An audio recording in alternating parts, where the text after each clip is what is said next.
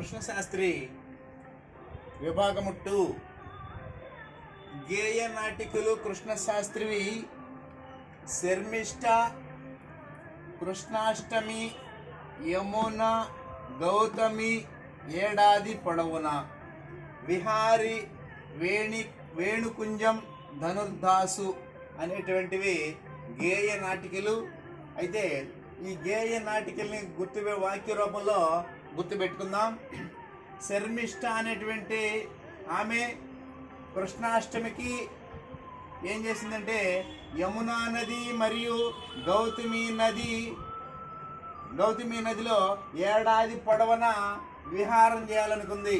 శర్మిష్ఠ అనేటువంటి ఆమె కృష్ణాష్టమికి యమునా నది మరియు గౌతమి నదులలో ఏడాది పొడవునా కూడా విహారం చేయాలని అనుకుంది.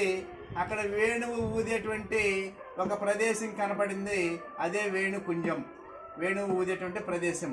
అయితే అక్కడ ఒక ధనుర్దాస్ అనేటువంటి అతను కూడా ఉండడం ఆమె చూసింది.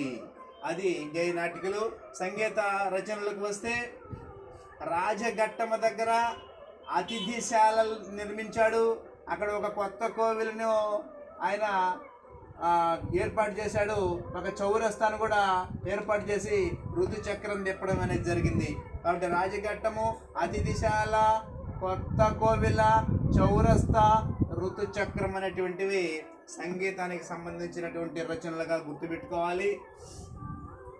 వచన రచనల విషయానికి వస్తే బసవరాజు అప్పారావు గారి మధుర స్మృతి వ్యాసంగా రాశాడు.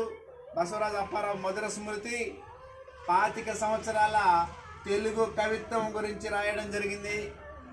వచన రచన అప్పుడు పుట్టి ఉంటే అని ఆయన ప్రబంధ యుగం గురించి, కృష్ణరాయల యుగం గురించి చెప్పుకోవడం జరిగింది. వ్యాస సంపుటి ఇదొకటి.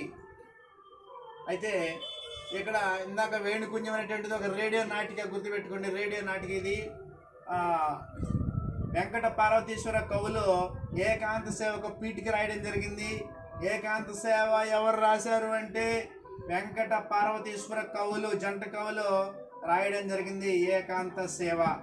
దానికి పీఠికి రాశాడు దేవులపల్లి.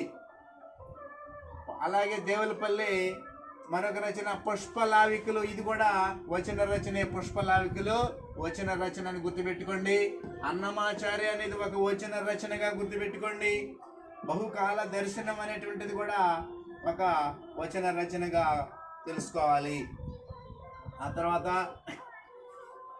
ఇక్కడ చూడండి, ఇది నిన్న మార్చి 29, 2026 సెట్కి అడగడం జరిగింది. దీని సెట్కి ఎవరిని ఎంతరో నన్ను ఏనంత శోక భీకర తిమిర లోకైక పతిని, నాకు నిశ్వాస తాళ వృంతాలు గలవు, నాకు కన్నీటి సరుల దొంతరలు గలవు అని నేనే అనే ఖండికలో చెప్పుకుంటాడు. ఇది 26 మార్చి 29 సెట్కి అడగడం జరిగింది. ఎవరిని ఎంతరో నన్ను ఏనంత శోక భీకర తిమిర లోకైక పతిని, నాకు నిశ్వాస తాళ వృంతాలు గలవు, నాకు కన్నీటి రొదల దొంతరలు గలవు. అయితే కృష్ణశాస్త్రి విహారాన్ని అభివర్ణించిన కావ్యం ఏదయ్యా అంటే ప్రవాసము, విరహాన్ని. కృష్ణశాస్త్రి యొక్క విరహాన్ని అభివర్ణించిన కావ్యం ఏదయ్యా అంటే ప్రవాసము. నా నివాసము తొలుత గాంధర్వలోక మధుర సుషష్టి, మా సుధాగాన మంజువాటి ఏనొక వియోగ గీతి అని కృష్ణశాస్త్రి తనొక గంధర్వుడిగా ప్రకటించుకోవడం అనేటువంటిది జరిగింది. ధన్యవాదాలు.